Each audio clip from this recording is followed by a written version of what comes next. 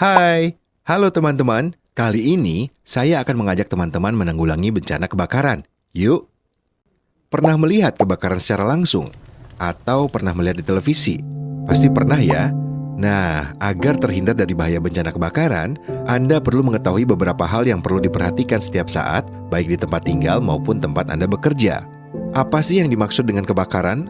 Kebakaran adalah situasi di mana bangunan pada suatu tempat seperti rumah atau pemukiman, pabrik, pasar, gedung, dan lain sebagainya dilanda api yang menimbulkan korban dan atau kerugian. Pasar Klewer, yang merupakan pasar tekstil terbesar di Jawa Tengah, tidak bisa terhindar dari keganasan si jago merah. Kebakaran yang terjadi pada tahun 2014 ini melahap ribuan kios milik pedagang batik, busana, dan lain sebagainya. Kerugian akibat kebakaran tersebut ditaksir mencapai triliunan rupiah. Penyebab kebakaran ini, menurut Kapolda Jawa Tengah, diakibatkan oleh adanya korsleting listrik. Apa yang harus dibiasakan agar terhindar dari bahaya bencana kebakaran? Aktivitas sehari-hari yang perlu dilakukan antara lain, memperhatikan instalasi listrik. Periksa secara berkala instalasi listrik di rumah atau tempat tinggal Anda.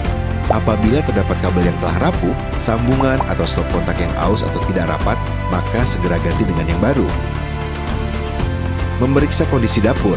Periksa kondisi tungku masak, baik kompor minyak maupun kompor gas, selang, dan tabung. Segera ganti apabila terdapat komponen yang rapuh atau bocor. Menempatkan bahan-bahan yang mudah terbakar pada ruangan khusus. Jangan tempatkan bahan yang mudah terbakar dengan bahan yang dapat menimbulkan reaksi kebakaran. Anda perlu mengenal kelas-kelas dan alat atau media yang digunakan untuk memadamkan api dalam kebakaran, yaitu kelas A. Kebakaran yang digolongkan dalam kelas ini disebabkan oleh benda-benda padat seperti kertas, plastik, karet, dan busa.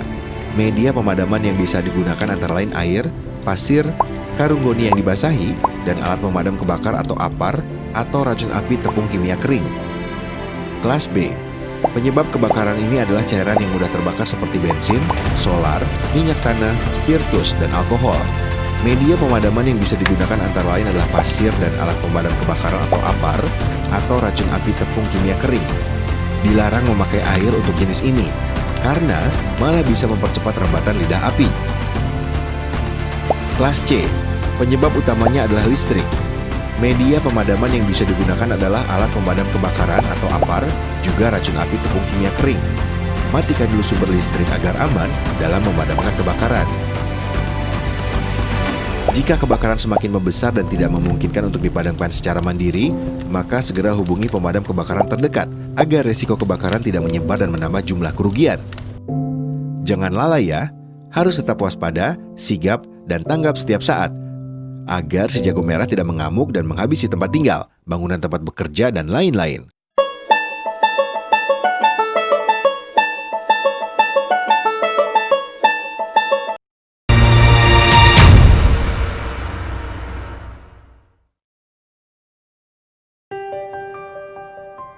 Hai teman-teman, kali ini saya akan mengajak teman-teman semua mengenal salah satu bencana alam cuaca ekstrim yang bisa saja terjadi sewaktu-waktu.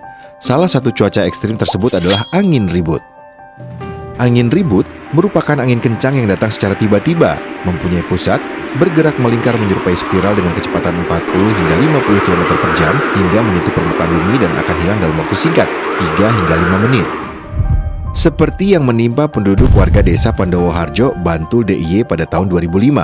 Angin ribut disertai hujan deras dan disertai suara gemuruh selama 25 menit. Akibat yang ditimbulkan oleh angin ribut ini antara lain ratusan pohon tumbang, tiang listrik berjatuhan, aliran listrik mati, dan setidaknya 30 rumah penduduk rusak berat. Apa yang menjadi tanda-tanda datangnya angin ribut?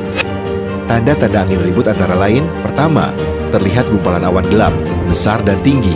Kedua, petir dan guru terlihat dari jauh. Ketiga, terdengar suara gemuruh dari kejauhan. Lalu, apa yang harus dilakukan jika angin ribut datang?